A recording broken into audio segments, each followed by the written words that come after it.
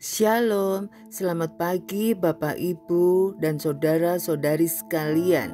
Mari kita berdoa untuk mendengarkan firman Tuhan pada pagi hari ini. Selamat pagi Bapa di surga, selamat pagi Tuhan Yesus. Terima kasih untuk hari yang luar biasa. Pada pagi hari ini kami bangun dengan tubuh yang sehat.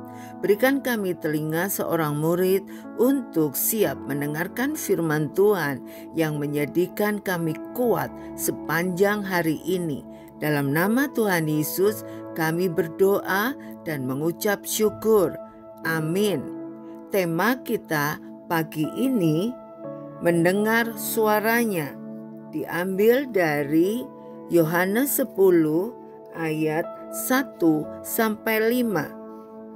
Aku berkata kepadamu, sesungguhnya siapa yang masuk ke dalam kandang domba dengan tidak melalui pintu, tetapi dengan memanjat tembok, ia adalah seorang pencuri dan seorang perampok. Tetapi siapa yang masuk melalui pintu, ia adalah gembala domba. Untuk dia, penjaga membuka pintu dan domba-domba mendengarkan suaranya, dan ia memanggil domba-dombanya masing-masing menurut namanya dan menuntunnya keluar.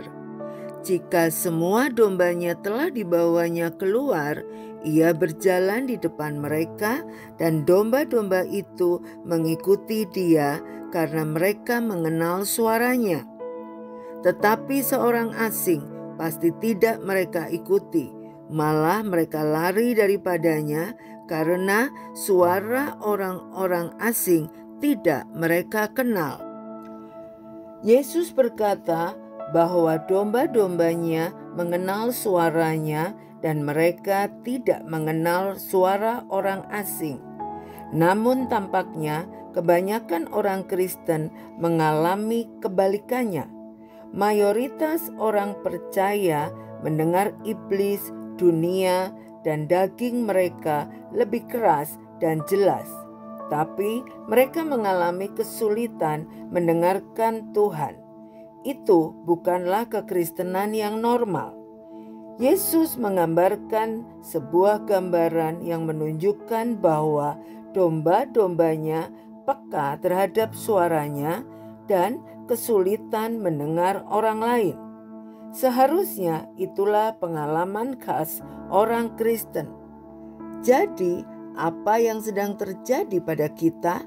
Mengapa pengalaman kita tampak sangat berbeda dari apa yang Yesus katakan seharusnya? Kita dapat yakin bahwa masalahnya adalah pendengaran kita, bukan suara Tuhan. Ia berbicara kepada kita terus-menerus dengan berbagai macam cara, tetapi kita seringkali melewatkannya. Allah sering menyatakan dan berbicara kepada kita melalui ciptaannya yang ada di sekitar kita.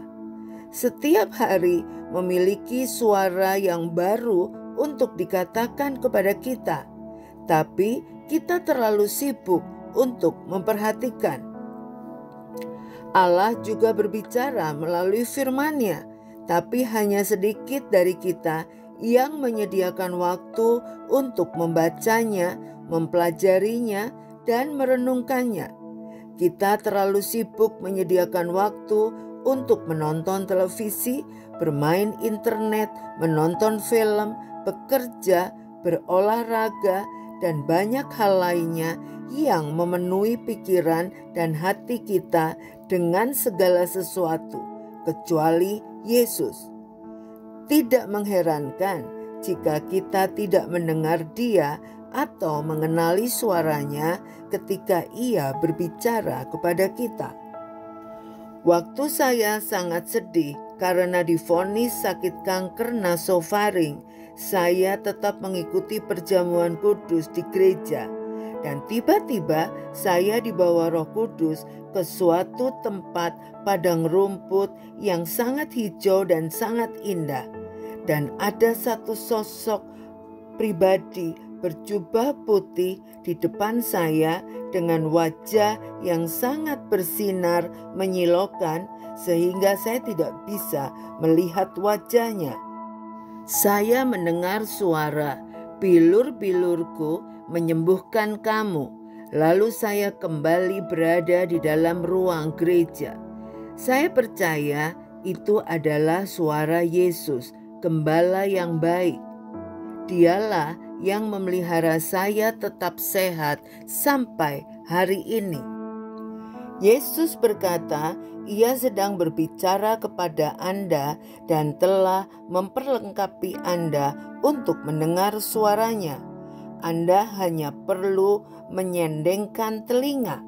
Sediakanlah waktu hari ini dan setiap hari untuk mendengar hanya suaranya, dan tidak akan lama lagi Anda mendengar Dia lebih daripada siapapun juga. Mari kita berdoa. Terima kasih Tuhan Yesus untuk kebenaran firman-Mu, bahwa Engkau setiap hari rindu berbicara kepada hamba-Mu. Mulai saat ini berikan kami kepekaan telinga yang bisa mendengar suara Tuhan. Kami mau fokus untuk melatih panca indera rohani kami sehingga kami mampu mendengar suara Yesus, Gembala yang baik. Dan terima kasih juga kami bersyukur Engkau selalu memimpin hidup kami sebagai gembala dan kami adalah domba-domba-Mu yang setia. Dalam nama Tuhan Yesus kami berdoa. Haleluya. Amin. Tuhan Yesus memberkati.